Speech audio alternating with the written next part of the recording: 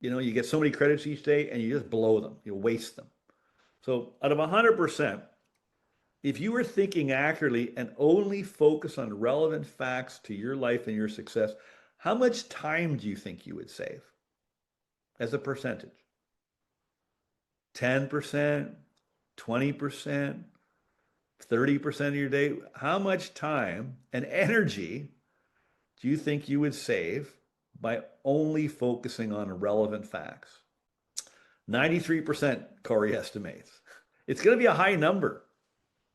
It's really going to be a high number. And don't forget, we have all these distractions, right? Andrea says 80. Angelica, she's down to 50 now and shrinking, right? Angelica's going to get smaller and smaller, right? Now, what we all want is we want time freedom. Everybody goes, I just don't have enough time. And I go, well, how do you spend your time? And if I hung around you just for a day, man, oh man, I could save you a pile of time in your lifetime because you waste a lot of time. So do I. We all do. But I waste a lot less than most people. And I just trained myself to do that. And you can train yourself to do it. So just, I want you to think just the benefit of thinking accurately, just how much time you would save. Okay.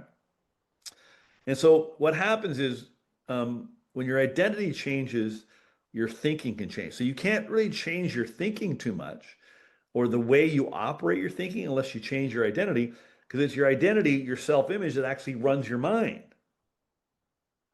and directs your brain and nervous system.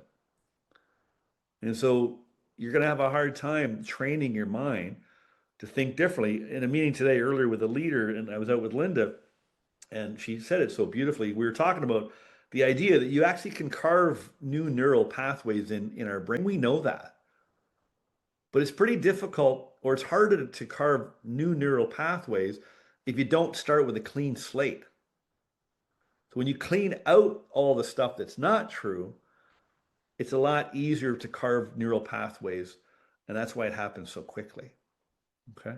The way we're going about it is we're trying to it's like putting 10 vinyl records and stacking them on top of each other, and you're trying to carve new grooves in the record for the needle to play the song on the 10th record, but you're trying to cut from you gotta clear out all these old records and all these old tapes, and then it's very easy to rewrite and carve new neural pathways and form new habits and think more accurately and achieve your goals with a hell of a lot more ease and a lot less frustration. Okay.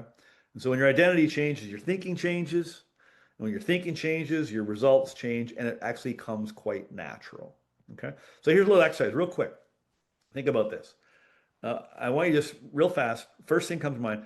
Think about a goal you've been avoiding. Think about a goal you've been avoiding. Okay. Now, when you bring that thought to your mind, what's the first thought that comes to your mind when you imagine taking action? So I want you to think of a goal that you've been avoiding. And then when you start thinking about imagining taking action, what's the first thought that comes to your mind? Okay. It's not going to be your goal that's going to be doing the talking. It's going to be your mistaken identity doing the talking.